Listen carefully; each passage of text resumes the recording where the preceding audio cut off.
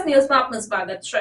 વડોદરાના વિવિધ વિસ્તારોમાં ખોડલ ફાઉન્ડેશન દ્વારા જમવાનું વિતરણ કરાયું। વડોદરામાં ભારે વરસાદના કારણે પૂરની સ્થિતિનું નિર્માણ થયું હતું, ત્યારે આ સ્થિતિમાં અસરગ્રસ્ત વિસ્તારોના લોકોને ખોડલ ફાઉન્ડેશન દ્વારા જમવાનું વિતરણ કરવામાં આવ્યું હતું।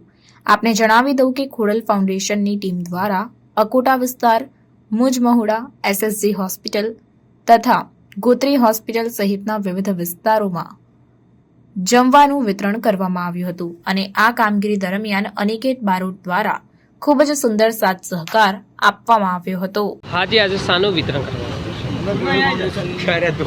અમે પોતાનું ખોડલ ફાઉન્ડેશન ચલાવીએ છીએ। આજે અમે અકોટા વિસ્તારમાં કઢી, ખીચડી, પાણીના બોટલ એ રીતે બીજો અલગ અલગ વિસ્તાર છે, જેમ કે ખિસકોલી સર્કલ છે, પછી મુજમહુડા છે, ત્યાં અકોટા આખું અમે વઘારેલી ખીચડી, કઢી અને પાણીના બોટલનું વિતરણ કર્યું છે। આજે અમે ખોડલ ફાઉન્ડેશન તરફથી આવ્યા।